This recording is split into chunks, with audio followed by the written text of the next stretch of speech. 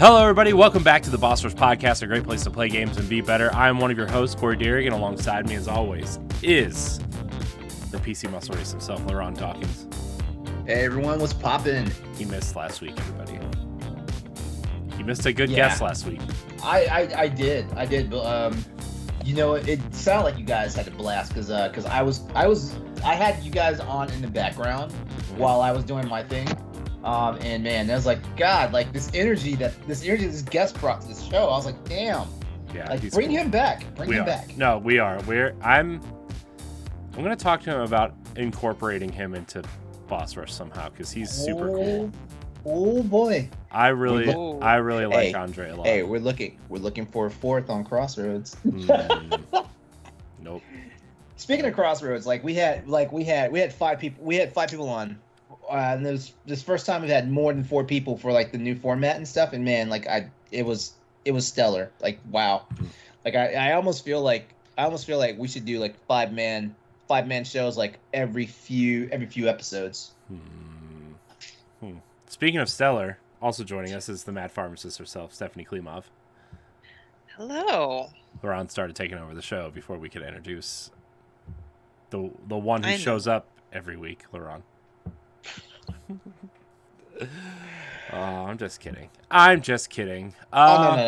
it's cool. I kind of do that, so I understand. Happy Pride Month, everybody. Yes, happy Pride. Yeah. Exciting. Of course, we try to celebrate our LGBTQ community every week. We don't really need a specific month, but Thank you for your allyship and thank you for your service. My service. Yeah. Well, normally some of those pictures I send, LeRon, I don't remember. So normally we say thank you for your service in a sarcastic way because like there are sometimes people out there who just have to like swear up and down that they got either like LGBTQ friends or like they believe in all this stuff, but it's like you don't. It's not litmus test. You either do or you don't. And so like thank you for your service is kind of like the sarcastic way of saying okay, yeah, good job, dipshit. But no, I was saying it in an actual like meaningful way to you. Yeah. Well, I try. I want to do my best to because I'm part of the side that's pretty privileged around this world because of what I look like and who I am, and I don't think it should be that way, but as someone in that position, I feel like it is the responsible thing to do to lift everybody else's voice. Yeah, like today actually is June 1st. Paxel hit you with the claws, didn't she? Yeah, she did. She dug right into my knee. Sorry, guys. Given that it is June 1st and it actually is the kickoff of Pride Month, like real fast. What's the gayest video game you've ever played, or the gayest thing in a video game you've ever played? And please don't say the dress up sequence from Final Fantasy VII. Actually, neither one of y'all played Final Fantasy VII Remake, have y'all? No. Okay. I was gonna say Mass Effect, but wait, you playing as a female or you Femshep is canon. Okay, I was about to say, you paramour to another male character? No, I'm a Femshep all the way, and Liara is my girl. I wonder. We should do a Boss Rush poll, like to our people on social media and stuff like that about Mass Effect, and see how many people same gendered and what their genders are, and like what their gender is in real life, and if they same gendered like in Mass Effect. Yeah, I mean we could do that. I don't think I've done anything super stellar, but I was like secretly kind of excited, years ago when I would play a game like first time I played a Harvest Moon, for example, and at that time you only played as a male, and you'd have to court females, but like I'm a female, so I'm like, oh cool, I love this chick, she's adorable, I want to marry her. So I don't know if that counts. Well, I remember back, God, way back when, like I used to like if I played a game that you had the opportunity of playing as a female character, I would pick the female by default, and that wound up getting me in trouble in real life with the first Monster Hunter game because guy in real life, like so yeah. Yeah, So didn't like you say some guy wanted to actually see you or something? yeah, want to travel from California to Virginia, and all because I was just keeping a persona up. I was like, this needs to stop. Like I didn't let him know that I was the actual dude, but like I kind of like I don't know how I managed to like basically sidestep him to the point where he's like, okay, like she's not into it. I don't remember what I said or what I did, but we were still cool until like the first Monster Hunter game fell off, and then I don't think I've ever run across him again in any of the future Monster Hunter games I ever played. Well, I guess watch he's listening to this show, and he's like, that bitch, it's him. Ooh. Benefits. Patrons. Right. It's a new month. It is a brand new month. We must mark our patrons complete here as we get ready to read them. I want to thank our Patreon producers for the month of May. It is now June, which means we get to read a whole new list of Patreon producers. All right, here we go. So, if you want to support us on Patreon, so first of all, we should probably explain what Patreon is, because I'm sure a lot of people that listen to podcasts maybe don't know what Patreon is to an extent. Basically, for you new listeners out there, we've gotten a few over the last few weeks, I've noticed. So thank you for listening, first of all. Patreon is just a kind of a subscription based platform where you can support your favorite creators, and they usually give you a few perks, or give you some episodes early, which is what we do. So for just $1, you can get the Boss Rush podcast early, 1 week early, along with Nintendo Power Block Expansion Pass 1 week early, and you get Standard Definition, our retro nostalgia podcast, and Boss Rush After Dark, the alternative podcast on the Boss Rush Network 2 weeks early. So that's a total of 4 shows early for just $1. But if you subscribe at the $5 tier, everybody, the $5 tier, you get a Patreon producer credit on the show. What does that mean? Well, we read your name in the shout-out section, which is right now. So, without further ado, our $5 Patreon producers on this episode of the Boss Rush Podcast are Quentin Jackson, Rebecca Jewell, Adriel Munger, and my wife, Sana Dierig. Woo! So glad she's stuck. She's still stuck with us. Yeah. Supporting us. Who, my wife? Yeah. Oh, well, I mean, she has to. It's me. Wow, that almost sounds like a domestic situation there. Not yet. She still subscribes, so. Oh, that's mean and rude, and I'm sorry for everybody out there.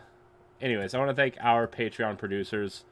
We really appreciate you. We really appreciate your support. We appreciate all of our patrons and all of our free listeners as well. Remember, all of our content is free. We just, like to offer some of it early and give a few extra perks over on Patreon. So, with that said, Stephanie, I watched Chip and Dale this weekend. Oh, that's About flipping time.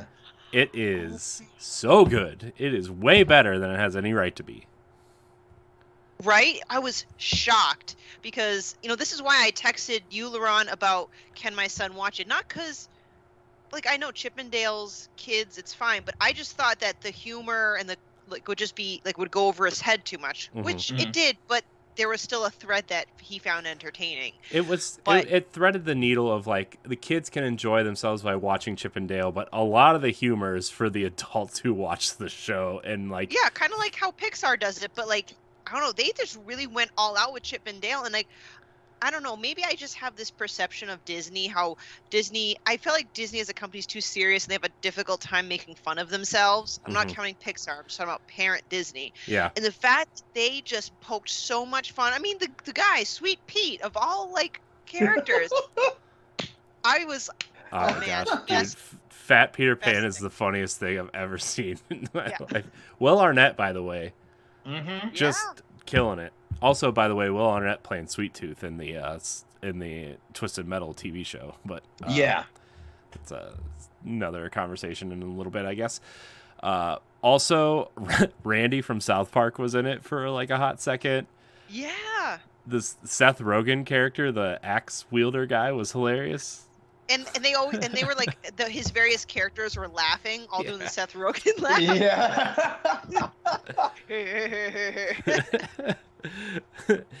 Remember that time in animation where everything looked real but nothing was quite Uncanny right? Valley. Yeah.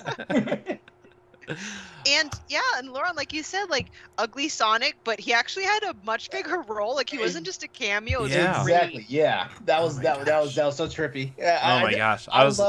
I loved how like every time he spoke, they just focused on his teeth. Yeah. Yeah.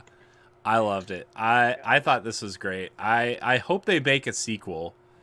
And I know like they might not, or like it's really hard to make a sequel to something like this with this humor and stuff, but like Andy Samberg and John Mulaney as Chip and Dale was like just so good. Yeah, and at So first when I saw the preview, I didn't get why one was like a typical animation, the other one was CG, but obviously it was explained, and I'm like, Yeah. that's fucking brilliant. Yeah. I Yeah. love that. Yeah. In the original preview, that threw me. That threw me to the point where I was like, I don't know if I want to watch this. Yeah. That was pretty good. But then like I thought somehow they were going to revert back or something else was going to happen. But also like the way like the animation machine turned Fat Peter Pan into Fat Cat Yes. with Or like like a mix of everything. 'Cause Yeah, wasn't yeah. he like part Wreck-It Ralph? he had Wreck-It Ralph's arm, he had Woody's leg from he had Toy Story. Optimus Prime's leg, like the gun. I don't know what the gun was from, but it was good. I have to. That was creepy too. Like because at one point in the very beginning when he just transformed, it had what's her name, Cruella's voice, like the Oh, laugh. Yeah. You fools! Like I'm like that like is haunting. I might have nightmares of this. This is Yeah. great. I love it. I know it was so good. Plus, like the Scrooge McDuck cameo in the middle of the movie, and then the Darkwing hell Duck one yeah. at the end. Oh yeah, Nightwing. Bring Oh. a Nightwing movie.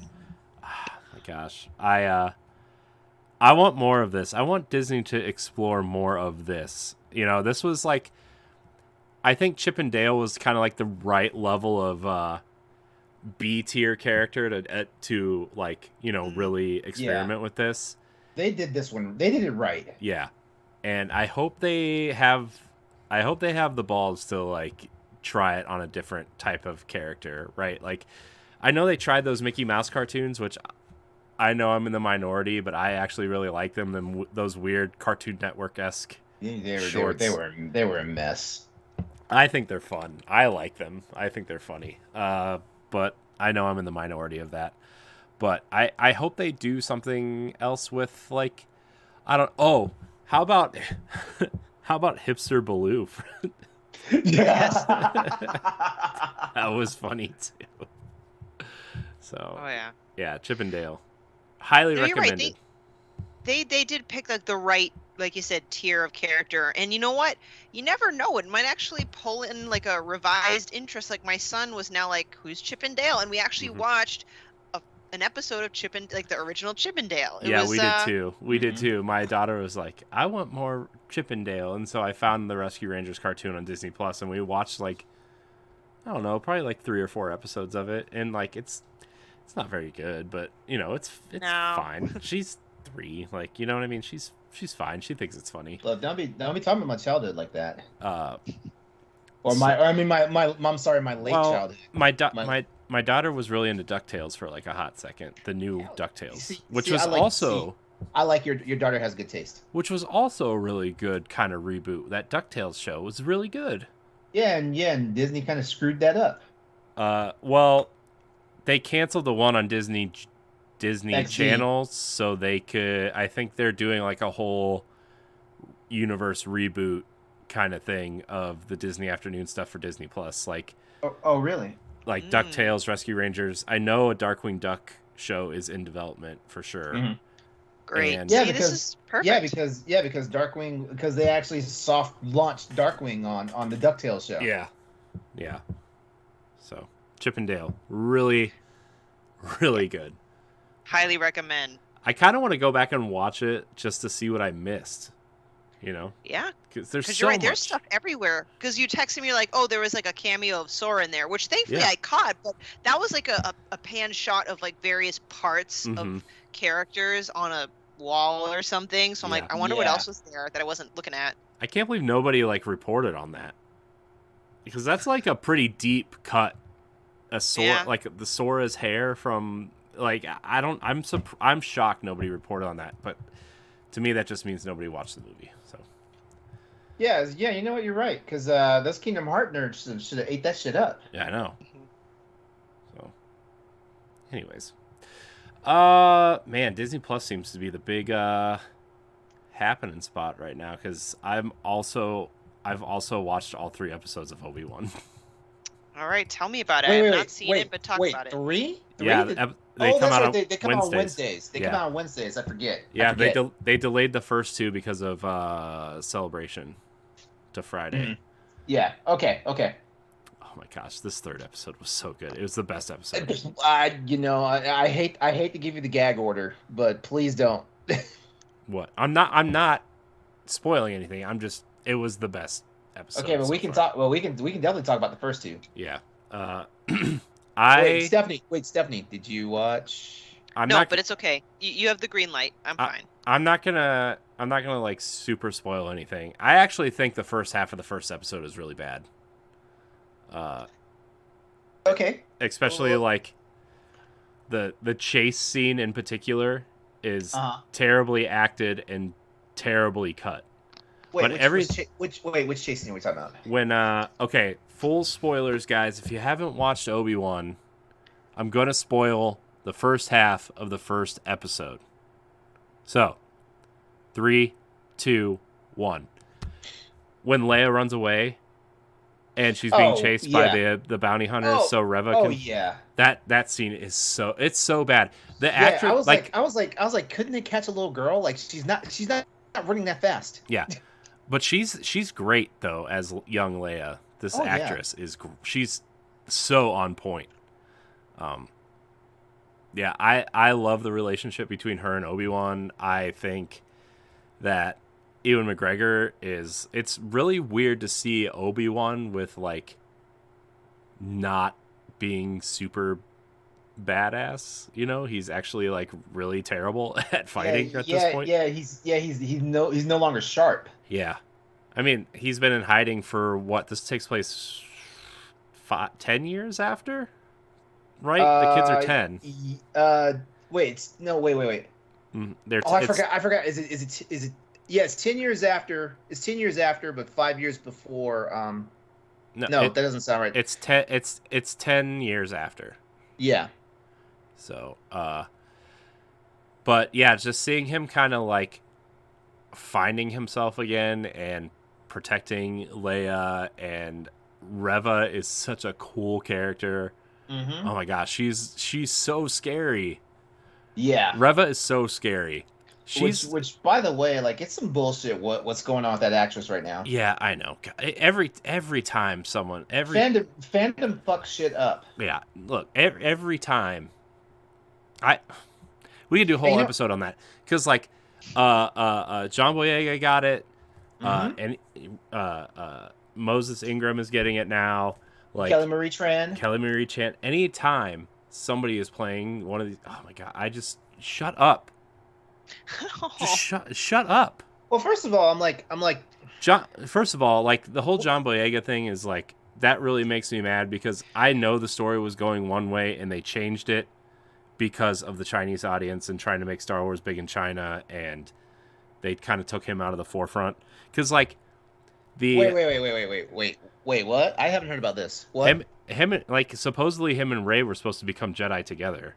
And but what the hell does the Chinese have to do with this? They're extremely racist, Yes, they are. especially against black people, And Yes, they have. so Why am I not? Why am I not they fucking took surprised? John Boyega off the poster, and The Last Jedi barely features him at all, and Rise of Skywalker barely features him at all, and Yeah, and I'm not saying it because I think it's funny or I'm for it, but like I've obviously have some firsthand eyes and ears to old school Chinese views, and it's there's like it's okay. another type of racism. I have some firsthand experience seeing some old school white people views, which still exist today. So, dude, like the joke, like I would make, like for new listeners, I'm half Asian, so I'm not trying to act like I'm out of place here. I'm half Chinese actually, and they or well, not me, but we joke that we're quote unquote Chinese or Asians are so racist that we're racist against our own like Asian community. Well, yeah, like, well, I know for sure the Asian community has their own version of colorism. I know that. Oh, it's like yeah. Anyway, don't want to go down that rabbit hole. Sorry. But the original plan was for Finn and Rey to become Jedi together. I remember hearing something about that, which is why I was like, okay, it's cool that he was actually wielding that lightsaber around in the Force Awakens, you know. Well, Rey was going to use Luke's blue lightsaber, and Finn was going to be awarded Luke's green lightsaber. Apparently, this is all like rumor and stuff. This is something I read offhand, but like. Yeah, that was like the whole thing, because like a turncoat stormtrooper turning into a Jedi, that's such a cool story. That is some badass shit. God, that's such a cool story. Why didn't we get that? Like, don't get me wrong, Rey's like fine, but she's not an interesting character. She's kind of boring, you know. Finn is like way more interesting of a character. Yeah, I agree. I mean, I like Rey, like she's fine, but Finn is like his story arc is so much cooler. A turncoat stormtrooper joining the Resistance is such a cool story, and it just didn't. Absolutely. Yeah. Oh, my buddy Dave's in the live stream chat with us right now, and he's hitting me in two directions here, because he's hitting me up on Messenger, and he's hitting us up in the chat. He's like, we can't have Black Jedi, and then he's like, the dyad was supposed to be Finn and Rey, not Kylo and Rey. Mm-hmm. Yeah.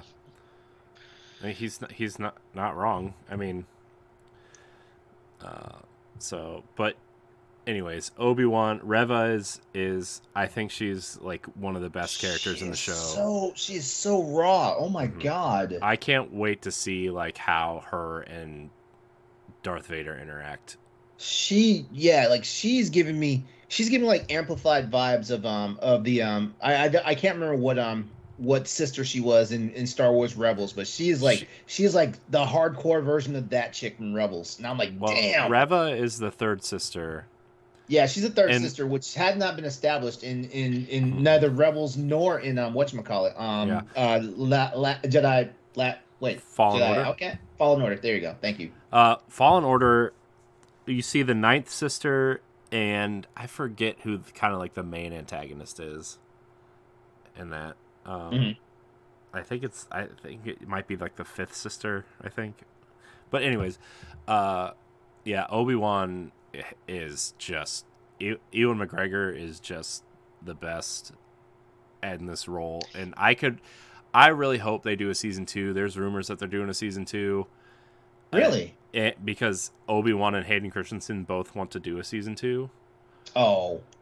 And they're like trying to get a feel, because I don't know. I feel like they should punish these racist fucks and be like, no, you can't have a season 2 because y'all aren't fucking nice to people. But I'm not racist. I want to see. I know. I want to see. I know. I'm not racist either. Like I don't have any problems with any of these characters out there.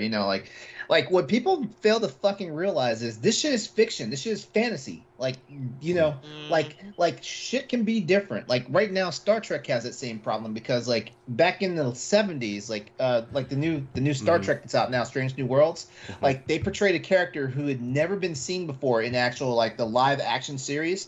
They portrayed him as a black man, even though like in the 70s he was portrayed in one episode as a white man.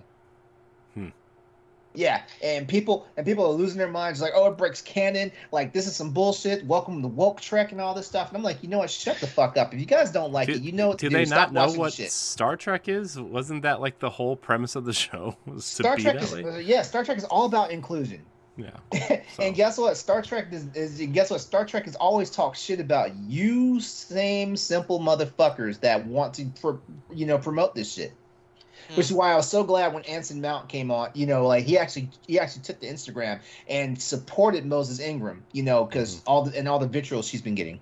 Yeah, I mean, Ewan McGregor did. A Yep. lot of people did. A lot of people did, and I'm like, I wish people would have stuck up for John Boyega like this when that happened, because I did not see a lot of that when he was. I didn't see a lot of it either. I saw a lot. Yeah, I think I only saw it from like fellow black actors, but I didn't really see a lot from like other just other people. Mm-hmm. Yeah. So may I ask in general, like the way I am with Star Wars is I'm a general fan. Mm-hmm. I'm not crazy about it, but I've watched the movies, you know. Mm-hmm. For whatever reason, I wasn't against it. I just did not get into the Mandalorian. I know everyone's like losing their shit over the Baby Yoda thing. I'm like, whatever. But would you guys recommend, out of all the spin-off stuff for Star Wars, that Obi-Wan is the one worth jumping into? Like, I think, what was the other one? Book of Boba Fett also came out. Like, Book of that Boba also Fett didn't was not seem very to call good. up.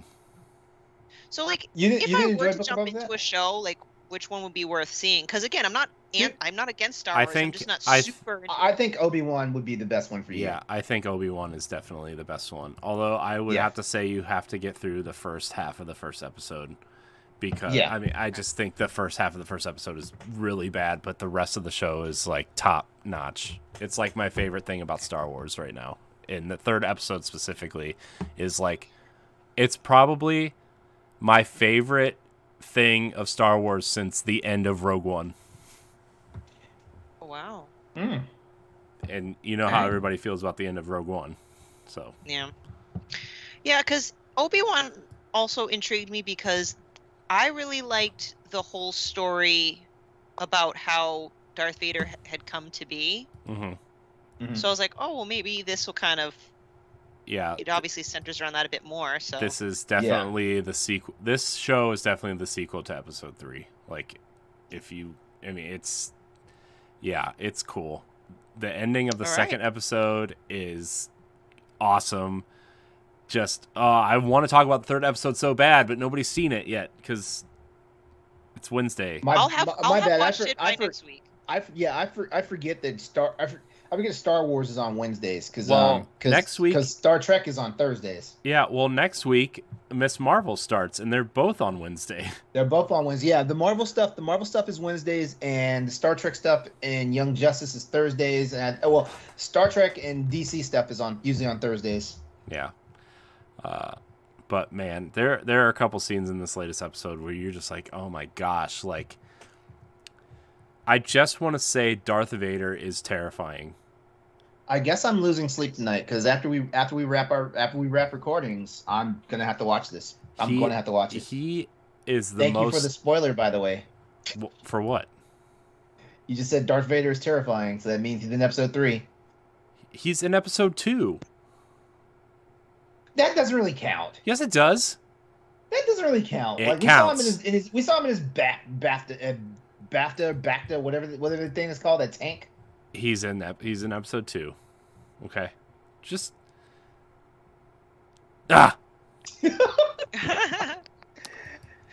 Anyways. No. When you say Darth Vader is in an episode, that means he's kicking ass and taking names. That doesn't mean we just see him for like a split second, like regenerating. I just. Anyways, anybody else watching anything or playing anything? Who's playing what? Well, I am playing Pac-Man Museum Plus. How's that? It's fun, but there are some things. The reason why I wanted to play Pac-Man Museum Plus was two reasons. Pac-Man Championship Edition and this game called Pac-Land, which I explained on Crossroads. That this is a game that when I was a kid, I used to walk halfway across town. Like my parents, the adults that were responsible for me, did not know I was halfway across town in some random ass laundromat because I discovered the game. I discovered the game one time with my uncle. We went to that laundromat and I discovered that game there. And so, like, I would walk my ass back to the damn laundromat, which is, like I said, halfway across town to play that game. Pac-Land, look it up. Like, honestly, the game doesn't really stand up. You know, it's kind of like how Thundercats and Voltron and He-Man is now for me. Like, it doesn't stand up to my childhood memory now as an adult. Oh, God, I had to play it. It was the first thing I played when as soon as I got the game and downloaded off of Game Pass. Oh, wow. Yeah. And you guys, of course, know I'm playing Monster Hunter, so you know, like, yeah. Mm-hmm. He made me stay up late the other night and take a test. take the Monster Hunter quiz. I want to see what weapon. He was, and before the quiz even gave him back his weapon, I was like, you know, based off of your answers, you're gonna have the hunting horn, and sure enough, hunting horn, because Corey is like the best support character, I guess. Mm-hmm. That's me. Yeah, I want to take this quiz. Well, hang on a second. We'll do it in a moment. While I'm looking for it, go ahead and you go ahead and go next. Yeah, I'll keep it brief. I actually did play a game. Nothing exciting, but it was my mom's birthday, and it was a stretch because my mom hates video games. But I put on Switch Sports, and somehow all my mom and my dad and my son all got into it. It was shocking. Bowling, we did the whatever, the one that I can't pronounce where you sword fight and knock people off the ledge. And it was amazing to see my mom and my son go at it, and both of them are super competitive. Like, they were screaming at each other. My mom is old. I don't want to call her old, sorry, but you know what I mean? Like, she's old like grandma. And my son, 6-year-old son, both yelling at each other over a Switch Sports game. It was great. I recorded it for my memories. Nice. So that's my little intro back into the gaming world, because it's June and I'm officially, you know, you're done allowing writing? myself to play games. All right. Did you finish your book? No. Oh. But Aw. the reason why I'm moving forward with it is because the only part I did not finish is literally the last chapter. And I couldn't finish it because I actually don't know how I want it to end. So I'm like, all right, in a sense, I achieved my goal. It's just determining the ending. And the way for me to kind of know how I want to end it is by going back and start editing my novel. Because there are certain chapters that I might want to put in. David Lasby, our editor-in-chief, is actually helping me copy edit a little bit of it. That's so good. I wanted to speak to him, like, what do you think about my characters? Where do you think this is going to go? And based on his insight as an outside reader, might help me determine what the ending is going to be instead of sitting in front of my computer agonizing over it for hours. So I just gave myself a pass and like, well, it's done enough for now. So that's my little side rant. I think other than Switch Sports, I think that's kind of it. Yeah, that's kind of it. Okay. All right. And the only other thing I want to add is like the brand new Star Trek series has been out. Like there are 4 episodes in, and I tell you what, like it's some good Star Trek. The good news is like you don't have to really know a lot about Star Trek to actually get into Strange New Worlds, because they're going a different route. Like, yeah, it does have tie-ins to like the general series overall as a whole. But the cool thing is, like, every episode is episodic in its own nature. So like every episode is supposed to be self-contained stories. So if you actually start episode 1, like you'll actually get all the information you need as you go across each episode. Yeah. Of course, there's a lot of Easter eggs and throwbacks to the previous Star Trek series, but honestly, like this one, Strange New Worlds, like I feel like outside of Strange New Worlds and Discovery, like these are the ones that you can actually get into. Strange New Worlds and Discovery. I mean, like everything else, like kind of ties in too heavily back to regular canon, so you get lost real easily. Stephanie, I got the quiz pulled up if you want to try it. All right, sounds good. All right, so this is called the Monster Hunter Rise Sunbreak Weapon Personality Quiz. Basically, it's 4 questions. Capcom says simply answer the questions to find your recommended weapon type. So here we go. All right. So first question. Well, first scenario. You are a hunter setting out on a hunt. Although you have faced many difficult quests in the past, you are somewhat tense as you approach this hunt in uncharted territory. However, you press forward with a newfound sense of purpose. What is it? What is it that drives you as a hunter? A. A steely resolve that refuses to show fear in front of the monsters I face, or B. A fierce determination to see my allies return home safely. The latter, B. All right. A fierce determination to see my allies return home. All right. All right. Next question. You find yourself standing in front of the quest board, trying to decide which hunt to take on next. Have you played Monster Hunter? Any of them? No. Okay. Cool. Okay. Well, the quest board basically is where you go on. You just get all your missions. Like you either select missions of your own, or you actually see what other players are posted up for help on and stuff like that. Okay. So that's the quest board. All right. So you're standing in front of the board trying to figure out which hunt to take next. Suddenly, you feel something poking your leg, and upon looking down, you see a Palico standing there with a smile on his face. Yeah, Paxel. Paxel with armor and a weapon. That's big. Apparently, it has learned a new move and wants to test it out right away. You smile as you receive this joyous news from your partner. What is the move that your Palico has learned? A move designed to aid hunters like myself, or B, a move for the Palico to bravely attack monsters on its own. B, absolutely. All right. Next one. You are performing a routine check of your equipment while at the base camp. Suddenly, the thought of one of your friends back at the village crosses your mind. You remember being asked for a favor. Although the objective is quite different from your current quest, it is something that you could be able to complete while in the same area. What do you do? A, it's no hurry. I need to focus on my own quest first. Or B, now that I've remembered it, I won't be able to stop thinking about it. I'll take care of it on the way. I don't know. I probably would have to go with the first answer. I want to get my shit done first. Nothing wrong with that. I'll be honest with you. It doesn't say that I absolutely refuse. It's just that I still have a priority. Yep. All right. So A, locked in. All right. This is the final question. All right. So feeling satisfied after completing many difficult quests in quick succession, you decide to take a brief rest in the village. You look up at the clouds, drifting. Wait a second. This is a different question. I haven't gotten this question before, and Corey did not have this question the other night. All right. Let me start over. Feeling satisfied after completing many difficult quests in quick succession, you decide to take a brief rest in the village. You look up at the clouds slowly drifting across the sky, but know that you can't rest here for too long. You head to the smithy to prepare for your next hunt. What do you buy there? A weapon that is slightly better than the one I'm currently using. B, some flashy armor with a beautiful design. The first one. All right. Don't need no flashy armor. Psh. I like this. Okay, so all right. So your recommended weapon result is the heavy bowgun. You like heavy bowgun. You like carrying big cannons and shooting things in all sorts of different parts of the body. That's it. All right. The description goes: you're constantly calm under fire, and your stoic approach to any and all things makes you an excellent fit for the heavy bowgun. In Monster Hunter Rise Sunbreak, you can get technical with the newly added skills and the rest, and get ahead of your foes.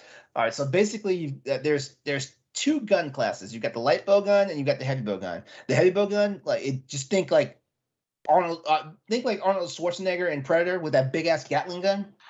Yeah, and I'm googling images of that now. Yeah, that's what I'm talking about. Whereas you got the light bow gun, which is basically someone running around with like either a rifle, a shotgun, something they can move around. Like the major difference is with the heavy bow gun, like it does a bit more damage than the light bow gun, but also like you are basically a tank.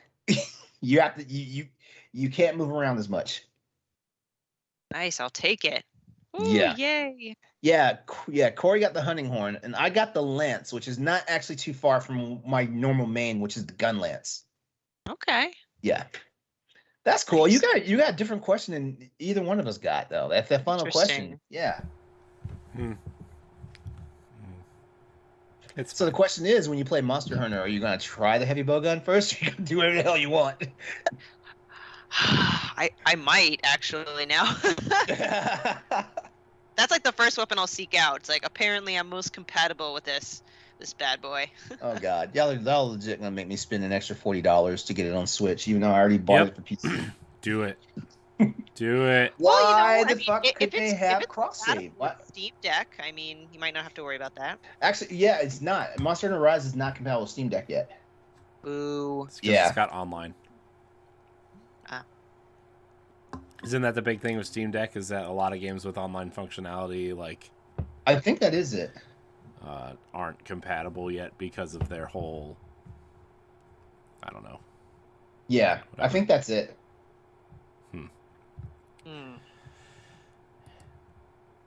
I won't be getting a Steam Deck. Sorry, LeRon. Although I plan on getting a Steam Deck. I just don't know when I'm going to get it. Although, LeRon, I almost bought a PC game the other day. What'd you buy? What were you thinking about buying? Parkitect. It's like hardcore roller coaster tycoon. Oh, really? Yeah. Okay. Oh, see, that's some shit I'd get into. I thought about it, and then I was like, I love Sim City type games. I love those. Yeah. Well, Parkitect is like roller coaster tycoon meets Sim City because like you build your park like in roller coaster tycoon, but like when you open a restaurant, you have to then hire people to work at the restaurant, and then you have to hire a vendor to bring the food to the restaurant so your employees can make it and serve it. But you have to make sure that there is power running to the restaurant too. Oh, that is like SimCity. Yeah. So it's like, oh my gosh, if I played that game, that'd be the only game I played ever. Because a lot of those amusement park games, like it's already built in that it's part of the park, so you don't have to worry about that stuff. Yeah. You don't have to worry about like getting supplies, hiring crews, and all that stuff. Like it's already there. I think. Oh yeah. So like, damn, is this on Steam? Yeah. Let me look this shit up right now. It's also available for Mac on Steam, which is why I almost bought it.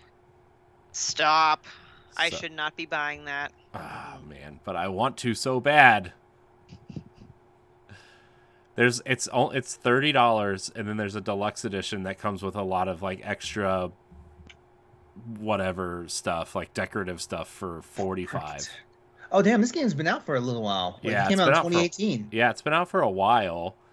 But Oh, I see why you're also into it though, because it looks like a more advanced version of Miiverse.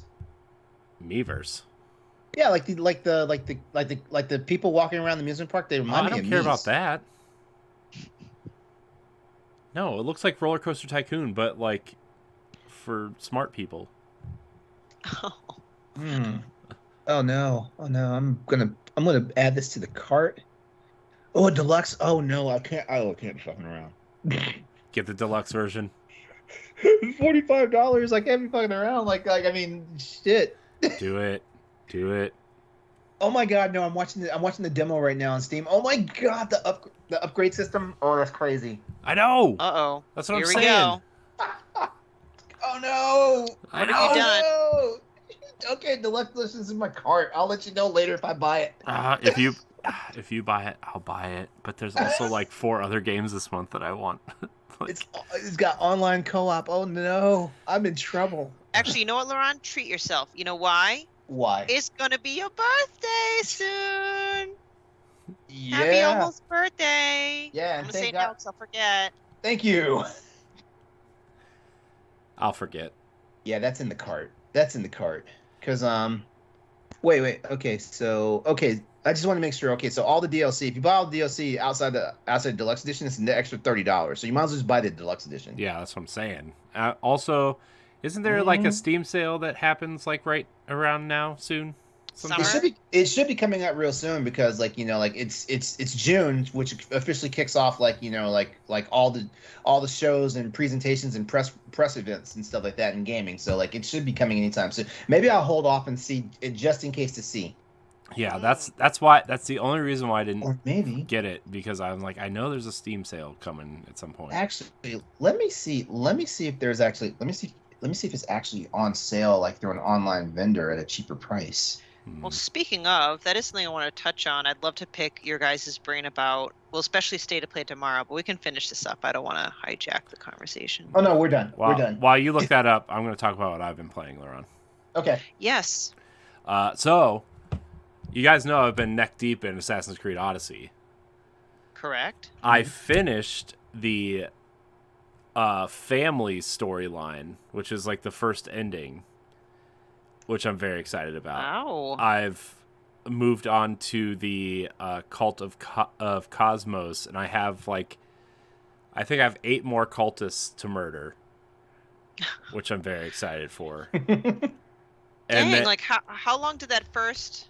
So right now I'm 59 hours in, but I did a ton of side stuff. Okay. So I would say if you just mainlined just the family storyline, which is like just the main story, it would probably. Well, here's the thing too, is because there's like the experience system in that game really sucks, and they sell like a booster, like an experience booster, which I bought because I was like, well, I don't know if I'm going to have enough time to spend 300 hours in this game, and spoilers, I'm going to. But the XP stuff is like you got to do the side stuff to level up to make your way through these different areas. But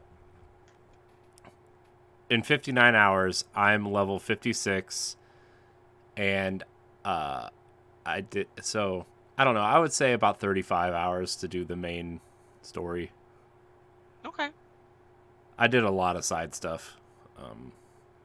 Like I did the whole arena side quest, which is like, you gotta kill all these guys in the arena, and then I did the entire mercenary side quest, which is like you gotta become the best mercenary, and then it unlocks like a whole new category of mercenaries that you have to kill. And I didn't do that part yet, but I'm now moving. I'll probably move on to the Legacy of the First Blade, which is the first major DLC, which is 3 chapters, and it's only about 8 or 9 hours, I guess.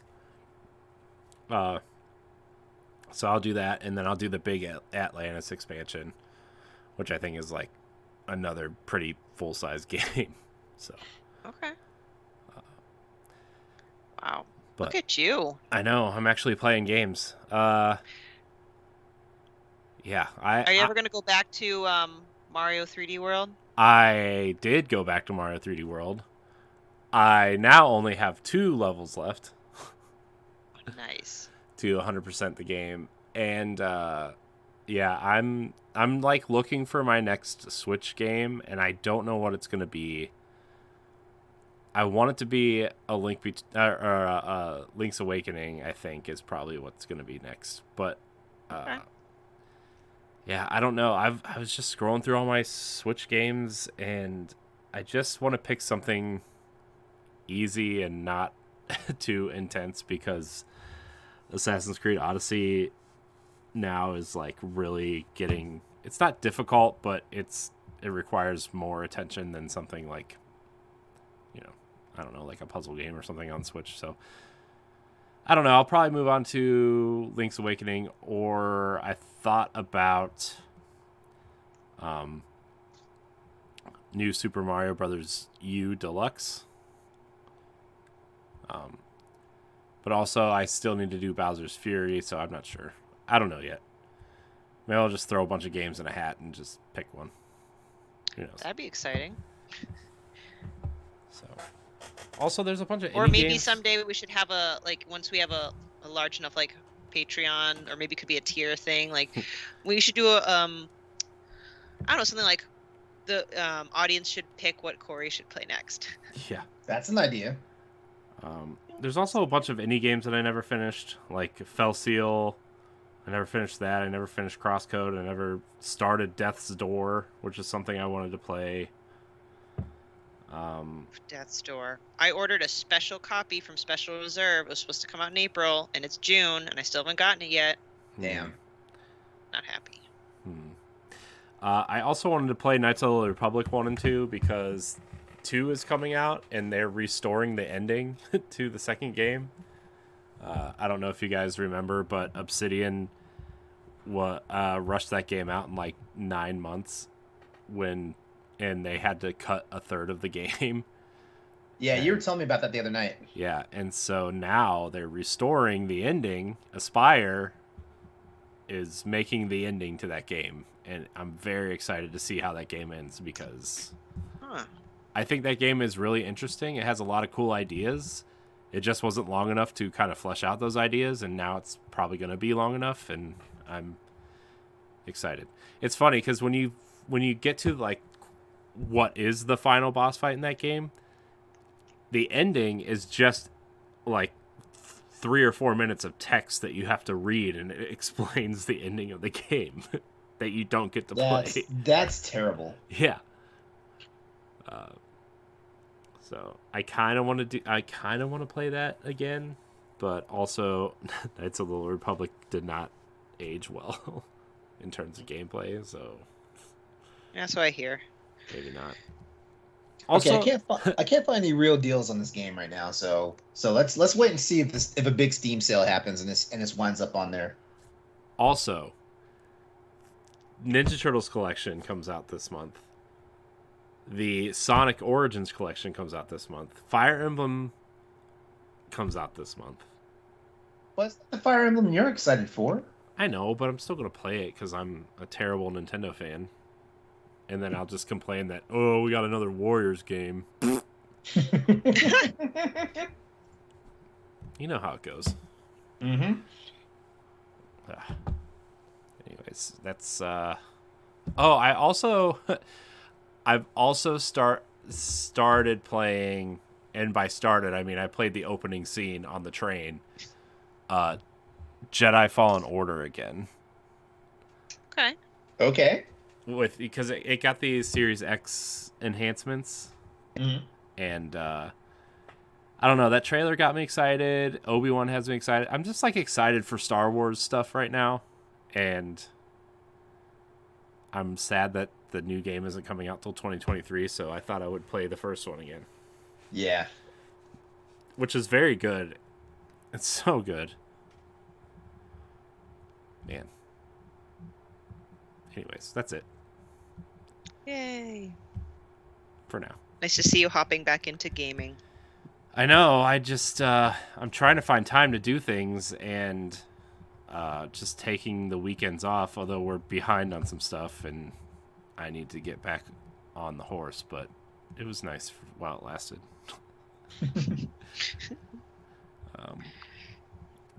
Anyways, so who has a topic? Stephanie, you said you wanted to talk about something. Oh, well, I mean, just kind of the season that we're getting into now. I did want to touch upon the new Pokemon trailer that dropped today. Not like super in depth. You know, the Nintendo road trip. Again, nothing in depth because, well, that's a quick story. And maybe just discuss what we'd like to see in State of Play and Summer Game Fest, and when Nintendo's going to announce one of their things, because we're just waiting on them. So just like, I just want to talk about like recent events because it's been it's starting to get busy. I'm the worst about predicting games. You know, for these All right, so shows maybe not now. predictions. Like, what would we want to look forward to? And I'll just say, like, I'm very excited because I think the last State of Play or two, I'm like, you know. But I have poll every Thursday night. I canceled my poll class, and like, I am watching and reporting State of Play. Like, that's how excited I am. Oh shit. You know, I don't know. Like, maybe it's because I'm getting older, but my sense of wonderment, like, you know, like wanes. So, you know, like if I'm not looking for stuff for like obvious like sequels to stuff that I already play, like you know, for example, like I would love on my wish list for sometime this summer to see like real information for Monster Hunter 6. I would love to see that, but I doubt that's coming because Capcom wants to get Monster Hunter Rise Sunbreak, you know, like like they want as much attention on it as possible before they move on, because like as soon as they announce the new game, people are already gonna think, oh well, basically time is ending for this one. So, you know, I get it, you know, even though technically Rise Monster Hunter Rise is a completely different beast from what Monster Hunter World was, even though they basically feel and play the same. There's just new mechanics and stuff that make Rise seem a little different. And Rise is also a little anime-esque, whereas World is kind of like more rooted in regular physics and stuff like that. So, but I also know like the way the Monster Hunter community is, like, like we can't always like have two things existing at the same time. But yeah, I would love, like, there was a very bad hoax leak out there. I would love to see something for Final Fantasy VII Remake Part 2. I think it's too early for that. They said this is the 25th anniversary of Final Fantasy VII, so they're doing something. They already said they're doing something for the big Final Fantasy reveal. We'll see, but I've seen so many of those charts. Like, I've seen so many of those charts, and each one of them has different stuff on it. I'm like, you know what? I can't believe any of this shit. So like, I don't think any of it's real. Yeah. Also, Ubisoft, by the way, came out today and said they're not doing any sort of presentation for Summer Game Fest or anything this year. Yeah. Which means Mario plus Rabbids will be at Nintendo's whatever, and then whatever else they have to show will be at Xbox or PlayStation. Mm-hmm. Now, did I miss something, or did we get anything new for Final Fantasy 16? Nothing yet. Because didn't the director say that they were supposed to announce something in the spring? Like, they promised something? They did say spring. that. Yeah. For what, another couple of weeks. Yeah, they did say that, but they also said that setbacks because of COVID had slowed down a lot. Because honestly, like, when they first announced Final Fantasy 16 last year, they made it seem like it was going to come out around the same time that Horizon and Gran Turismo was supposed to come out last year, and then of course Horizon and Gran Turismo both got pushed until this year. And I don't think Final Fantasy 16 is going to come out this year because it'll overshadow Forspoken, which already got delayed. Yeah. Well, yeah, like, I'm not expecting it to come out this year, but it's been that long ago, but that article that I read where they promised some information this spring, that they included, because of COVID pushing things out like 6 months or something, we promised to have something in the spring. And Corey, I know you're right. I know you said it's still spring, so like, I'm hoping this would be where we'll see that. Yeah. I don't know. I think it'd be cool. It's funny because the PlayStation games I'm most excited for are the ones that aren't PlayStation games. Like, I think Forspoken and Final Fantasy 16 look amazing. I think they look awesome. Although I don't have a PlayStation, so I don't know why I'm getting excited. But I was going to say, what can we think of that State of Play could realistically show off? Well, I mean, the last first-party game we know of is God of War. Yeah. Right? They have nothing announced, which is the opposite of Xbox, which they have like 30 Xbox has everything. Xbox has everything announced. They have Xbox seriously has something like 30-something games announced, and no roadmap. Which is the problem. Yeah. I was just about to say, no roadmap. I think they need to start reining it in on those first-party games. Although, I mean, Forza Motorsport and Hellblade are the rumored 2 games for the fall, now that Starfield has been delayed. But you can't keep relying on Forza. Yeah. I get it. It's a great game, but you can't keep relying on Forza. They're going to have to make some third-party deals for Game Pass to fill up the fall. Another rumor was like that Gears of War collection that has the original 4 games in it. Oh, that would be nice. That would be nice for me to play on Game Pass. Yeah. Well, they're all being upgraded to Unreal Engine 5 with 60 to 120 frames a second, ray tracing. Wait, that's a pretty audacious port. Mm-hmm. If they're trying to do that, they're doing a Master Chief Collection style collection. And because I think it's because they already put out Gears 1, but they're actually redoing that again. Mm-hmm. And they're going to put all the campaigns together and all the multiplayer maps together. As long as Marcus isn't running like he's got fucking like frozen molasses up his ass, that's all I'd be happy. I know. About, so the thing is, he moved so slow in the first 2 games. The first three games. First 3 games, really. Yeah. I mean, yeah, like it was like like you could see something like in like your field of view, and you'd run towards it, and it seemed like you'd run it for 5 minutes to get to it. Yeah, the thing is like after playing Outriders, I think Outriders is a better feeling game than Gears at this point. Huh. Like the shooting in Gears is tighter, and like I get that you're supposed to be slow and methodical in Gears, but like I almost feel like I'm at a point where like I just want to get to where I'm going. It's why Assassin's Creed Odyssey feels so good too, right? Because it knows it's a video game. You can jump off the highest cliff and land 1,000 feet down, and you don't take any fall damage. You just go, and it's just Outriders is the same way to me. Like it's a better, the movement in that game feels better than Gears in my opinion. Like the cover system isn't as good. Like the shooting is not as tight as I want it to be as in a Gears game, but the movement itself and how fast you move, and it just feels better. And I want fast moving Gears, and like Gears 5 was better at that, right? Like it felt faster, it felt like less tanky, and the characters moved like you kind of expect them to move. But that's my thing too. Like I've never been a first person shooter type person. I've never been good at the games, but so Gears, I naturally gravitate towards Gears because third person perspective and stuff like that. Like that's how I mean the only first person shooter that I really love is Destiny. It's really it. Yeah, and I keep telling myself I need to get into it. Like I'm kind of mad that I didn't get into it like right when that season ender event was happening, when I heard about all these flashy drops and all this stuff. But I was like, you know what? I can't really spend money on this right now. Because what is it still $60 brand new? What, Destiny? Yeah. Depends on what version you get. Well, I mean, I want the same version everybody else is playing. Then you got to pony up $100 because that's the version everybody's playing.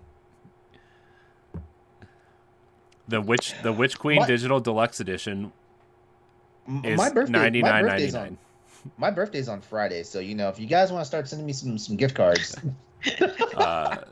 It's funny because here's the thing, the expansion. So the base game is free to play. Yeah, but the base game doesn't give me what's. Yeah, the $40 version of the Witch Queen gets you the campaign. And whatever raids come out. Each season is $15, and there's 4 seasons a year. And the dungeon. Can you not just buy this one whole season pass and be good? I'm getting there. Okay. And the dungeon pass is $20, which gets you the 2 new dungeons that come out this year. Or Sony knew what they were doing when they acquired Bungie. If you Sony buy knew exactly what they're doing. Yeah, if you buy it a la carte, it's $120. But if you buy the digital deluxe edition, it gets you all that plus some ornaments and silver and whatever else to spend in game. It's $99.99. Okay. Where's the store at? I just want to look at it. What do I just go to Bungie.com? It's Bungie.net, sir. Bungie.net. Okay. My bad. Damn. Calm down. All right. Join our clan. 2. I will join. I will definitely join your clan. Well, wait, who's in our clan? It's me, my friend Mitch. Andre's in the clan. Because I don't know if I want Josh yelling at me all the time. Josh is not in the clan. Josh refuses to join the clan. So. All right, so let's see here. We've got Destiny 2: The Witch Queen, which is the Year 5 expansion. Then we got the Destiny 2 Bungie 30th anniversary pack. What is that? Is that just like just additional stuff? It's the pack with the there's a dungeon in there that's pretty fun. There's a event, and then it also comes with like all the Halo and Marathon themed weapons and armor and stuff. Okay, so here's the question then. On this page, but the digital deluxe edition gets you that as well. Yeah, okay. On this page, which okay, let me see. I just hit Destiny 2 Witch Queen. What do you? What's it? What are you looking for? I'm just looking for where to buy the actual. Go up at the top where it says store and it says buy Destiny 2. Store. Okay, buy Destiny 2. Okay. And the Witch Queen is 33% off right now. Yeah, I see that. Yeah. If you click on it and you go to the digital deluxe edition. Is that the one I want? Is that the one I want? Or yeah, do I need to get that would be the one you want. Or do I need to get the 30th anniversary bundle? Yeah. Oh yeah, you want to get the 30th anniversary bundle because Okay, those weapons and stuff are cool.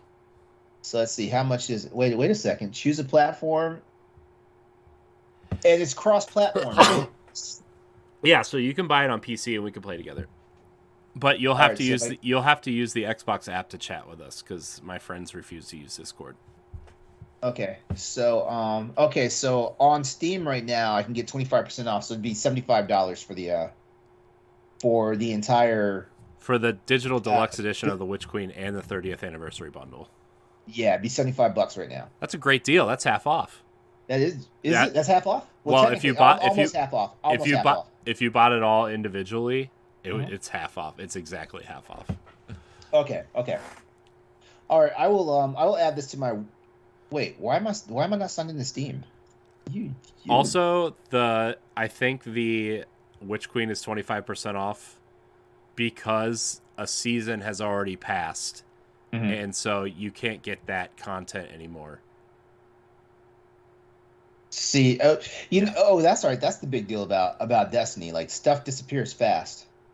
Yeah, I mean the story stuff just kind of like stays gone once it's gone. So that seasonal story arc and the seasonal event are still there, but like the stuff you get from the season pass is gone, like the cool armor sets and which is fine because everybody just trades them out when the next season comes out anyway. Okay.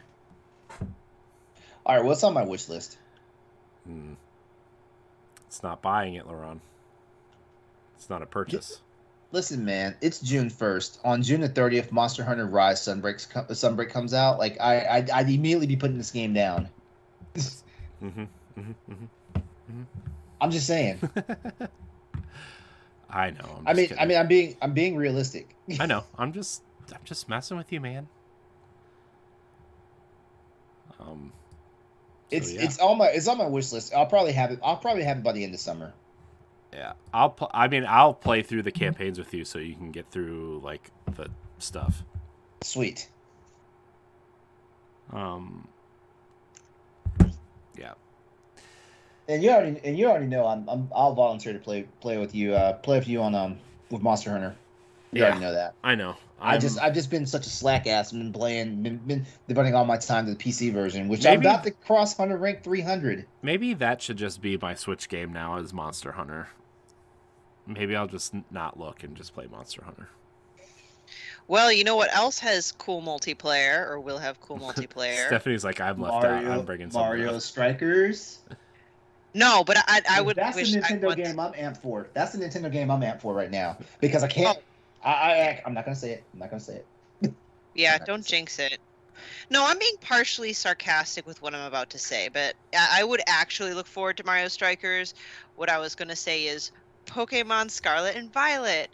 I just can't. I just cannot. I can't get. I've never been able to get into Pokemon. So, Stephanie, you watched the trailer today. I think you're the one that actually wrote the article on the website today, right? I did. What is different about this Pokemon game? Okay. Yes, do tell. And trust me, like I sound like I'm super hyped about it, but there's a reason why. I don't really think the game is that genuinely going to be that awesome. I actually wrote a Boss Rush Banter to publish tomorrow, the day after the trailer. Is this game really going to be different enough than its predecessors? So what we know, quote unquote, that it's different is this is going to be the first mainline Pokemon game that's an open world RPG, an open world. Because Arceus is kind of open worldish. Arceus was. But it still has like a hub, and that you just travel from section to section. So I'm curious to see, is it like Breath of the Wild open world where everything is just seamless and you just walk all over the map, versus you stop at the gate and you pick the place you go to and you get transported there? Yeah. So there's that. But again, like, we'll wait to see what that means. I don't know how the heck this makes the game any more interesting, but each game, like Scarlet has its own professor and Violet has its own professor. Don't know what that means. You have multiplayer, so you can explore the land of Scarlet and Violet with up to 4 friends. That's cool, I guess. Yeah. they did show a way for people to trade Pokemon. I don't know how, because it did not go into that. Mhm. There's 2 new legendary Pokemon, and the part I'm most excited about is that there's a Pokemon named Lechonk, and it's a chunky little piggy.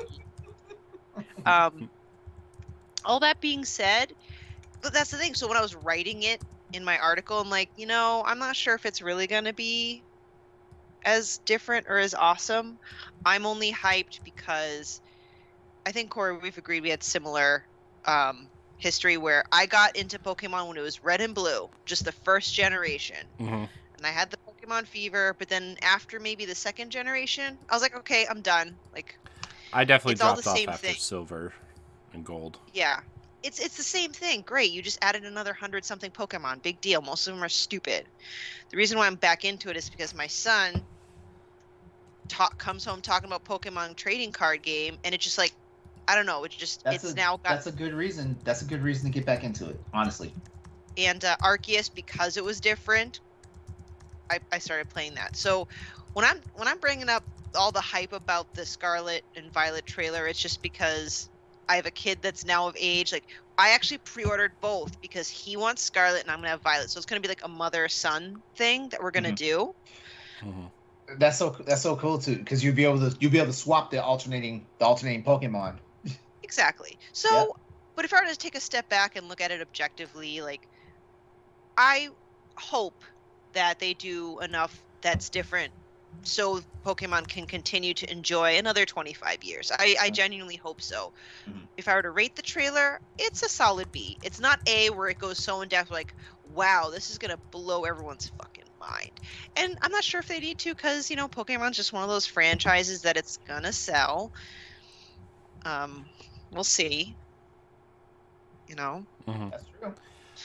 I want to be excited. I really want to be excited for Pokemon. Everybody always says it's going to be this or it's going to be this and it's going to be this, and then it's not this, right? Like Pokemon Arceus was supposed to be the open world game, and then it wasn't. Or what was the last game that came out? Sword and Brilliant. Shield. Was it?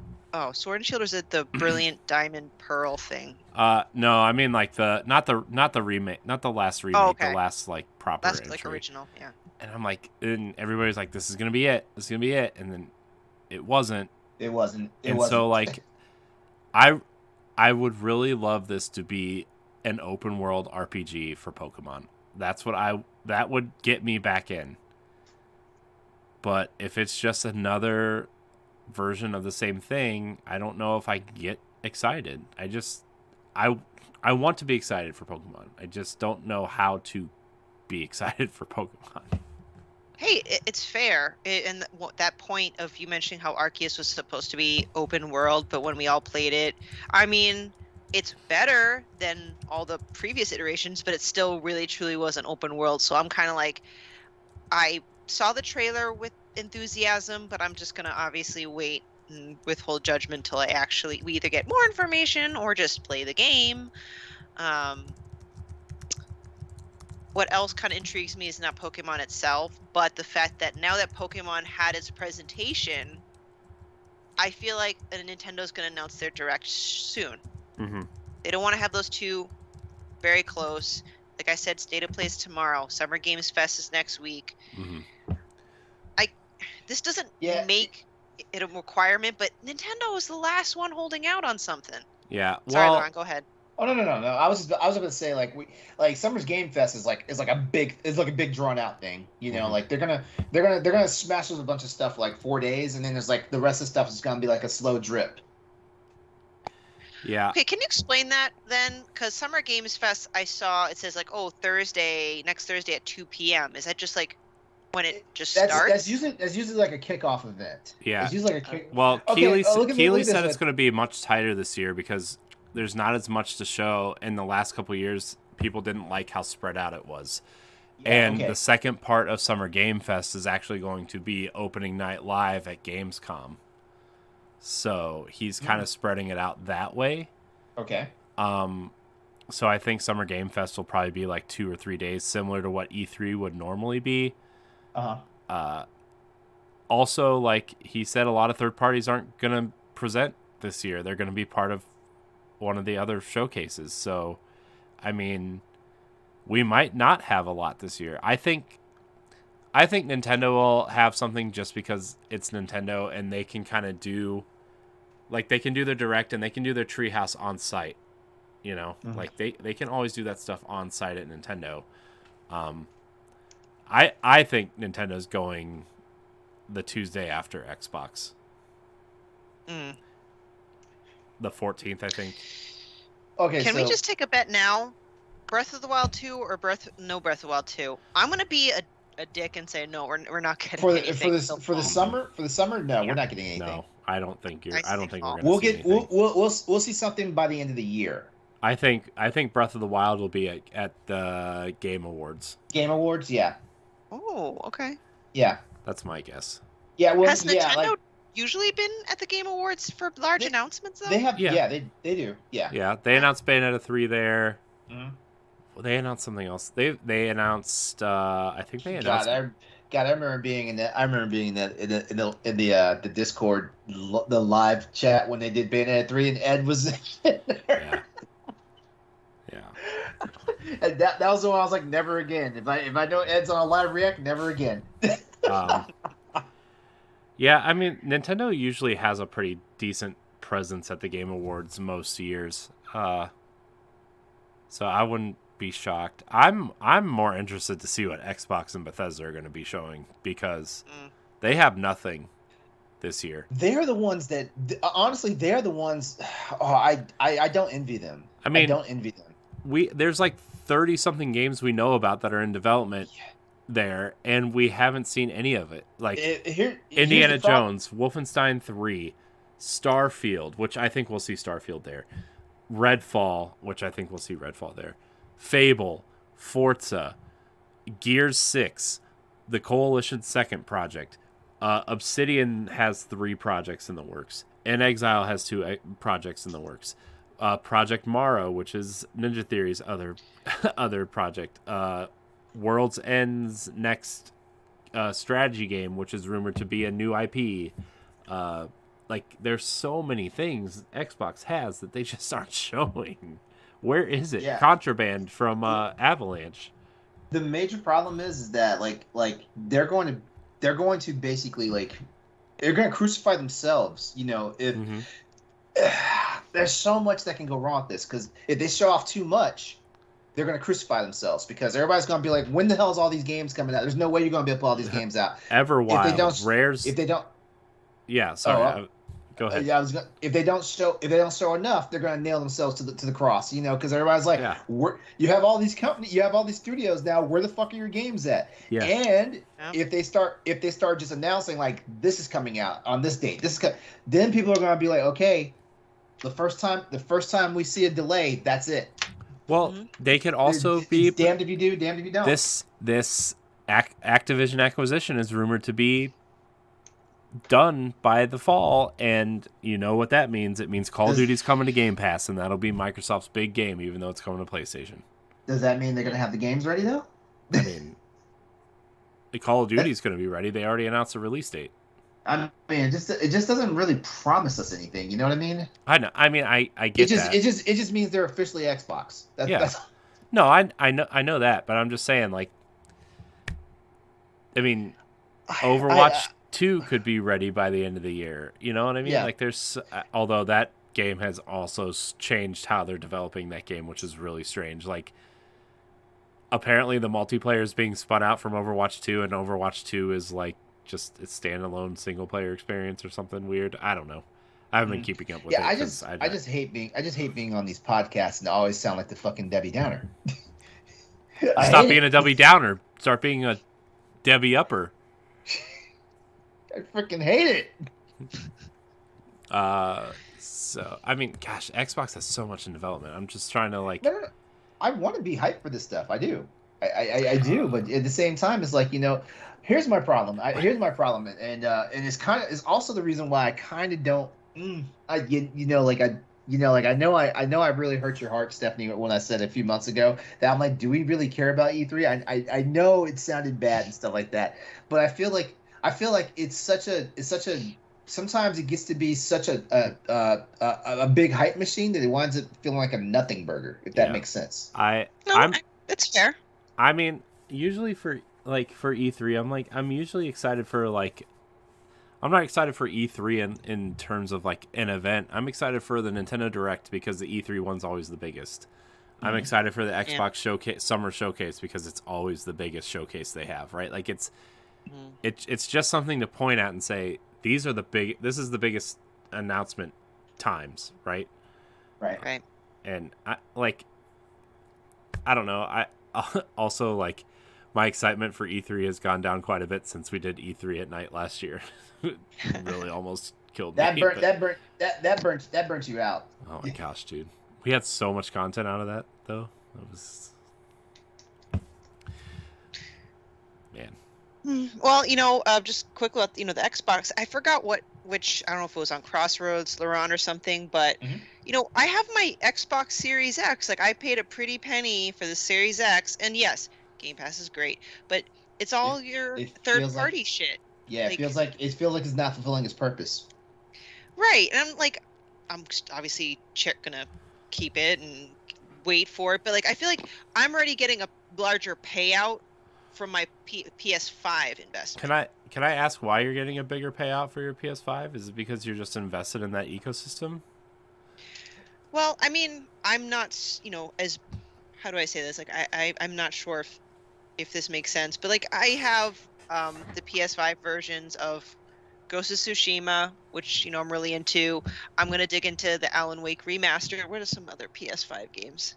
I mean, they're not like the Medium, which has the Dual Sense. Mm-hmm. Well, yeah, the medium is definitely a good get for PlayStation 5. And I just feel like there's a lot more for me to look forward to. Like God of War will be coming out. Forspoken will be coming out. I don't know. I'm having the biggest brain fart. I just feel like I don't know. The PS5 has games. Stephanie's into what's going on the PlayStation right now, and I get that. Yeah, I just I mean, I know I've said this for a long time, but I just don't see a reason to own a PlayStation 5 right now. Mm-hmm. I mean, I own an Xbox because I wanted to play Destiny at 60 frames a second, and all my friends play on Xbox. That's the truth. I mean, yeah. I mean, I don't really see any reason for anybody to be owning a new Xbox either at this point. That is also a good point. I think the reason why the needles moved a little bit for me is because I feel like Sony does have a very strong first party games, and with Starfield, I was really looking forward to that. I was like, all right, let's, I really wanted to start becoming a more of an Xbox fan, seeing more what they have to offer from a first party standpoint because of all these acquisitions. I'm just kind of like, I'm ready for them to produce and see what they got. I'm not disappointed. I know it's coming. Yeah. I'm just saying well, I should have just waited for the Series X and not bought it right away. Yeah. I mean, honestly, for me, though, Starfield does absolutely nothing for me either. So, I mean, I don't like Bethesda RPGs. I've tried Skyrim. I've tried Fallout. I can't get into these RPGs. Okay. So this is what I love about Corey. Corey makes rational sense behind everything he says. Corey's just not a dyed-in-the-wool fanboy. He's not someone that gravitates towards these people because it's a name. Because everybody. I feel like everybody's got hard-ons for Bethesda. Yeah, especially I do after too. the Microsoft acquisition. You know what my favorite Bethesda game is? Wolfenstein 2. Okay, how many copies did it sell? Not enough. Yep.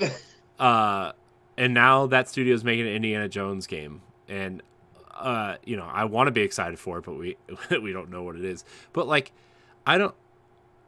Are people excited for Starfield because they think it's going to be Skyrim in space? Because we haven't seen anything on Starfield. Yeah. Why are people To me, it's why are you excited for a game you've only seen concept art and Todd Howard sitting around a table with 3 other people that nobody's ever heard of talking about the game? I legit feel like that's what people think it's going to be. They think it's going to be Skyrim in space. I really feel that way. And to me, what really solidified it for me was why I just can't get into these games was not a Bethesda game, but the Outer Worlds. I tried to play the Outer Worlds, and I'm like, I had some fun with that game. I played it. This is like trying to do something unique, and I see why people like it, but like, it's just a Fallout game without the bullshit. You know what I mean? Like that's what it felt like to me, and what got me excited in the first place, because like I wanted to try a Fallout game that was shorter, and I don't know. Bethesda games just don't do anything for me, and I wish they did, because a lot of them look cool. Like Tokyo, what was that game? Ghostwire Tokyo looks cool. Mm-hmm. Yeah. Deathloop really looks cool. Doom always looks cool, and it just doesn't do it for me, and I wish it did. Like, I want to be excited for these games, and I just am not. Dishonored seems really cool. These games just aren't for me, you know? Like, and that's okay. I mean, look at all the games that came out last year. My favorite game last year was Outriders, so I don't understand why people have to like submit to a gamer's litmus test, you know, for every freaking publisher, every developer, and all this stuff. I don't get it, you know, because like I've got PlayStation friends, you know, who are just they're just gobsmacked by the fact that I have not given like Ghost of Tsushima a try yet. It's on my list of games to play. It's just not on my priority list, you know. And like like to that point, LeRon, like I it's why I stopped listening to like all these gaming podcasts. Like I just stopped listening to most of them because they just. It's like they tell you what they want you to play and not give you recommendations of what you should play. It's not just that, but they all have this. They all say the same things. They're all saying the same things. And like, as somebody who is I would say I'm a fan of PlayStation's first party games, but I like the different first party games than people want me to like, right? Yeah. Or what these people are trying to tell me that I should like or not. Like, I like Uncharted. I don't like The Last of Us. I don't think I like. AC, you already failed the litmus test. I know. Already failed one. I think Horizon is an amazing game. I think God of War is like okay, like it's just okay to me. I actually think I like the original games better than the new one, if I'm being honest. Yeah, there's nothing wrong with that. I know, but when I say that, and people come screaming at me on Twitter or whatever, people think you're not a gamer. Yeah. Yep. First of all, like the reason why, like probably 90% of the reason, well, not 90, I would say about 50% of the reason why I don't like The Last of Us is because. Spoilers for the game, but in the first 10 minutes they murder a child, and I'm not into that. I just don't. And I know that game is supposed to make you feel something, but it made you feel the wrong thing. It made me feel like I don't want to play this game. Yeah. And especially with like, and that's fair. Mm-hmm. And like, I wish. I mean, I don't wish. I wish people were nicer about the way people play games or liked games, you know, and it's really turned me off to a lot of communities that I used to like being a part of, or a lot of podcasts that I used to listen to, or you know, and I don't know. It's disappointing that this hobby, and I don't mean to make this now. I'm turning into the Debbie Downer. I don't like it. Just this hobby that we all love. We don't all have to enjoy it the same way, and you don't enjoy it the same way somebody else does, they criticize you and crucify you for it. It's become very elitist, and it's not fun. Yeah. As a matter of fact, Stoy said it best. Why the fuck are you being a gatekeeper? Yeah.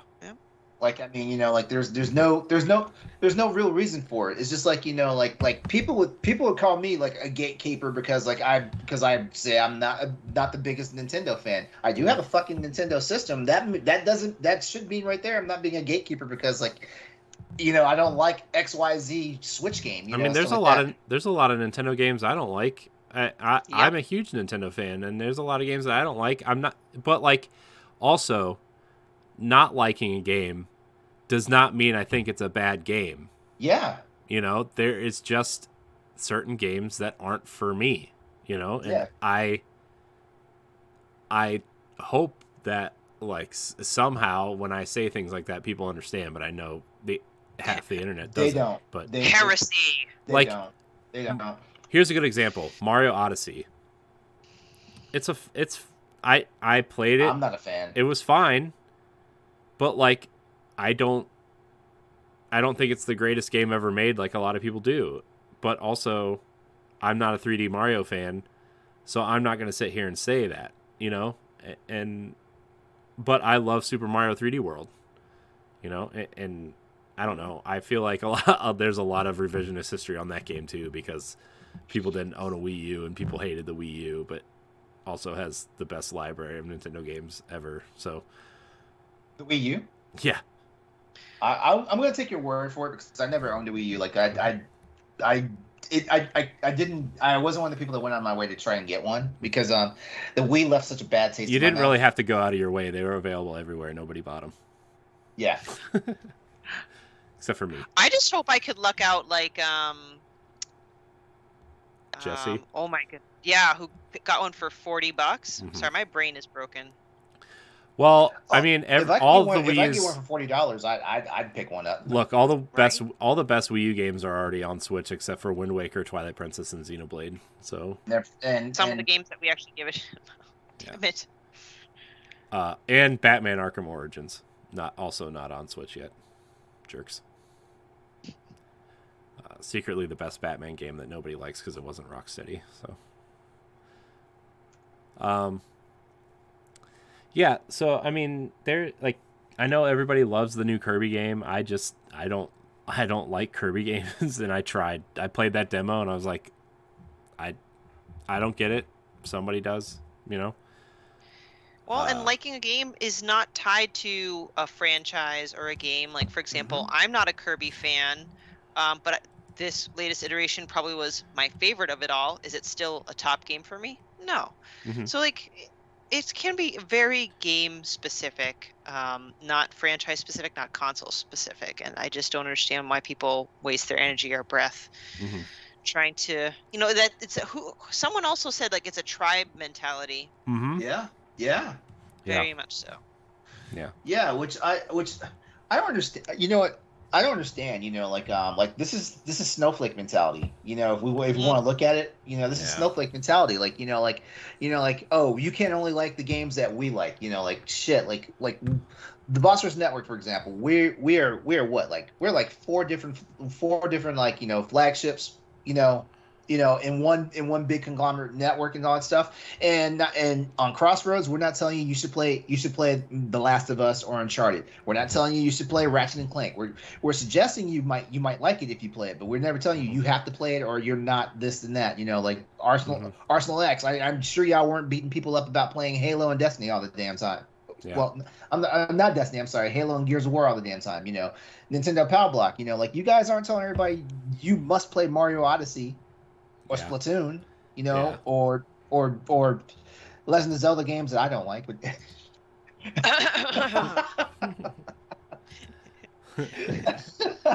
oh man, Andre's I'm sorry, I had to take Andre's that in the chat. He says The Last of Us is coded. Oh boy, he clearly missed the last 10 minutes of this conversation. Sorry, Andre. I don't like The Last of Us. If you just are catching up, and I feel him unfollowing, unfriending. It's fine. There it goes. There it goes. So yeah, I mean, It's not that he doesn't like The Last of Us. He just had a very visceral reaction at the way that the way the game opened, and he's just not being able to pick it. No, back I don't up. like The Last of Us. I think it plays mediocre. Okay, never mind then. It stole its detective vision from Batman.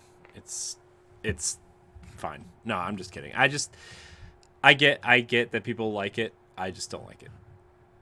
It's fine.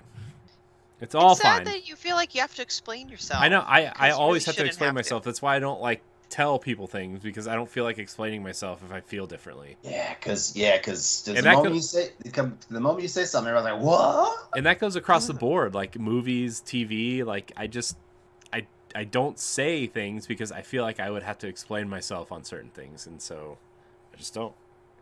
Okay, I'm sorry. I'm sorry, Corey, if I victimize you all the time about your movie thing. No, well, that's funny because there's a lot of movies I've never seen, so I mean that's funny. That's part of the joke, right? I mean, It shouldn't be that way, and I am the toxic in the community. I am so sorry. yeah, it's fine.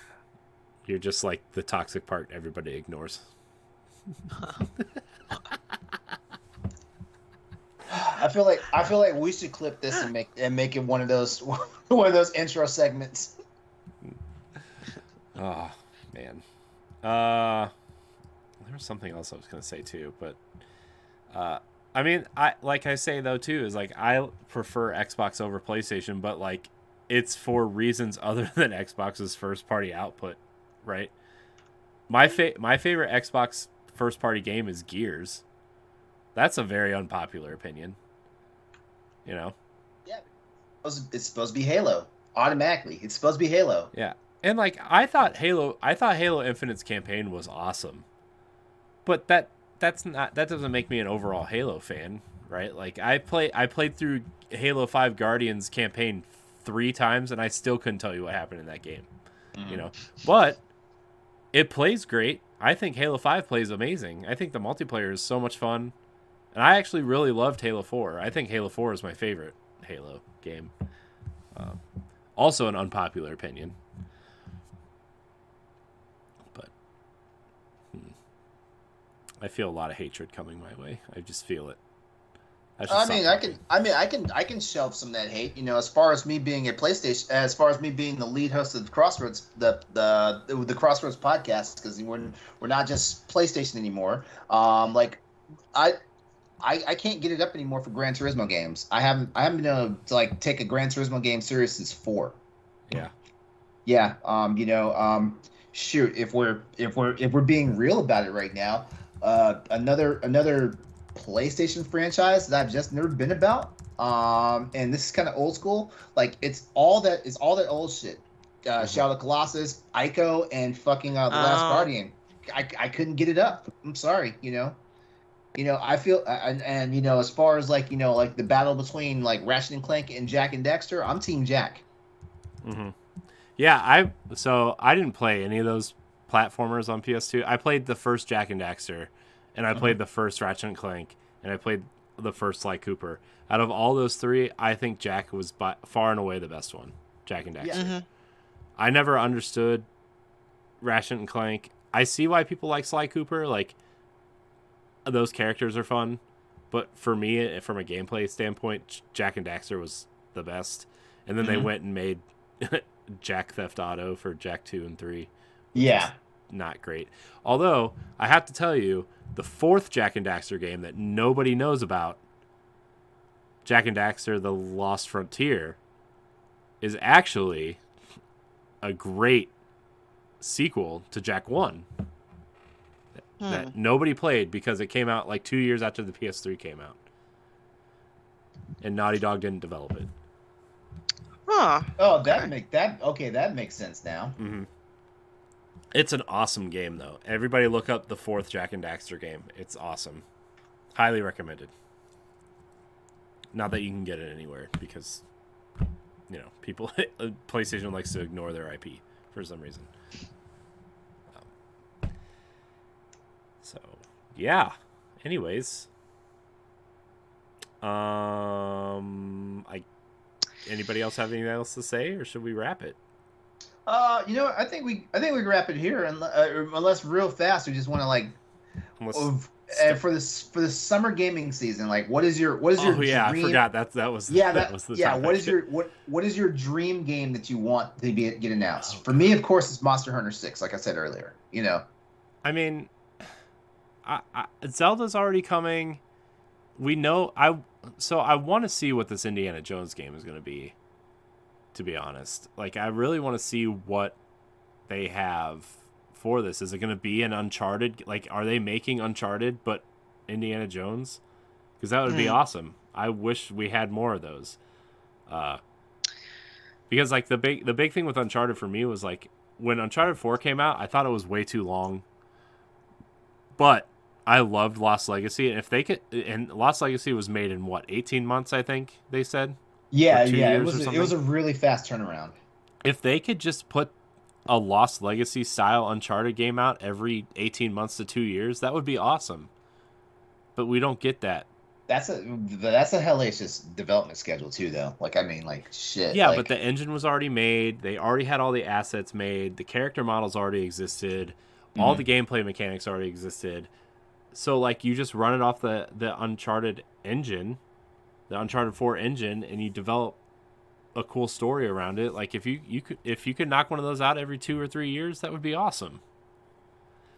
Because I mean, Uncharted 1, 2, and 3 were all 2 years apart. All 2 years apart. Yeah. And like I Yeah, mean yeah, but game be careful though. Be careful though. When you make wishes like that, then like people are like, but crunch. look, I don't care. Look, don't get me started on Don't say you don't care. Don't say that. don't get me started on crunch culture and create. Look, just move on. Yeah, yeah. Well, I already said my wish. Well, I'm kind of similar to Corey, where a lot of the games that I really wish for, it's either I know they're not going to get announced or Or whatever. they've already been announced. Right. For State of Play, I would like to see more of Wolverine. I don't even think they've started development on that one. No, they have. I don't. But They have. I'm just saying, in general, it'd be cool. And I just looked up and refreshed my brain of all the partners for Summer Game Fest, and I was kind of hoping to see Konami there because I feel like something is. Oh, I remember Konami said a couple months ago that they weren't planning on unveiling anything for this during the summer season. I know, but so like all the things that I was like hoping would be, I know just won't happen. Mhm. I know Devolver Digital is in here, and Dotemu. I'm big fans of those. Honestly, I'm just at this point, because of all the major games that have already been announced, I'm just looking for some fresh indie games. So I guess that would be kind of my standpoint, because the April Indie Showcase, or well, not April, it was in May. Spring Indie World Showcase kind of was a snooze fest for me. So Mhm. I'm looking for things to get me excited. Yeah. Yeah. So that's I think me. I guess if anything that's not announced, I really would like to see Wind Waker or Twilight Princess come over to Switch. And I know that's like a cop out easy answer or whatever, but like I feel really bad for Wind Waker because it's been stranded on the two worst selling Nintendo consoles both times it's been released, and I think that game deserves to be played, and it deserves to be on a system that everyone has, and it deserves to be like really recognized for what it is, and hopefully those games, at least one of them is announced and kind of fills that gap in October. Just because, like, I don't know if since Pokemon is coming out in November and Splatoon is coming out in September, I really don't think you need a third heavy hitter there. But I think a port could kind of fit in that October slot. Yeah. And I know they want Zelda to come out every year. They've said they want a Zelda product every year. And so I think one of these games would be just perfect there. So that's me. I already said on many episodes of the Boss Rush podcast, if those Zelda games get announced for Switch, it's an automatic buy for me. Yeah. It's automatic buy for me. Like I'm not the best with the 3D World Zelda games, but like I want to play those two games. Like well, I already played Wind Waker, so I just want to experience it again. And not on the Wii. That's all. And I've never played Twilight Princess, and I'm kicking myself because I should have bought it for the GameCube because I had a GameCube. I know, and it's so much money now. Yeah. It's cheaper to find a Wii U and Twilight Princess HD than it is to buy the GameCube version of the game now. Yeah. So, I've been thinking about buying that GameCube version though, for real, because that's a sad story. We'll talk about it later. Anyways, I think that's gonna do it for this episode of the Boss Rush podcast. I want to thank everybody for watching and or listening. Remember, if you're listening on iTunes or Spotify, give us a 5-star rating and review. It really helps us out. Maybe we'll Maybe we'll tie a contest to some reviews at some point. That'd be great. Because I would like to do a contest for this show soon. Or a giveaway or something. Remember, you can support us on Patreon. Patreon.com/Boss Network. For just $1, you get 4 shows early access. The $5 tier, you become a Patreon producer. LeRon, Stephanie, thank you for your time tonight. Where can we find you, Stephanie? You can find me on Twitter and Instagram at Klimov, KLIMOV_author. I'm back full time on the website, so keep an eye out for articles from myself and other amazing writers at bossrush.net. You'll also find me speaking vulgarities on After Dark and talking about the whimsical in Standard Definitions Disney episodes. LeRon? All right. As always, you can find me basically everywhere. Look up Exodus 803, EXODUS 803. It's at social media, PlayStation Network, Steam. Those are my IDs. Twitch and YouTube. You can find me there. Tuesday nights, 8 p.m. Eastern Standard Time on my Twitch channel, Crossroads Podcast, where we talk about PlayStation, PC, and Xbox, and a bunch of other topics. And then, of course, Wednesday nights. Well, actually, the Wednesday recordings for the Boss Rush After Dark show. Nice. You can find me at I am Corey HC on Twitter and Instagram. You can find me on Nintendo Pow Block. You can find me on Standard Definition, on After Dark, Expansion Pass, a bunch of other things here on the Boss Rush Network. Reminder about the Boss Rush store. You can get stuff there. You can buy something there if you want. Should probably start talking more about that at the beginning of the show. I bought a ton of stuff when there was a sale on Redbubble. I can't wait. I saw that. I got notifications from that, so thank you. You're not the only one either, so okay. thank everybody who's been buying stuff at the store. We are exploring new store options, so we'll keep you updated there, but as of right now, Redbubble is where it's at. I want to thank everyone for watching and or listening, and until next time, we love you. Goodbye. Take care.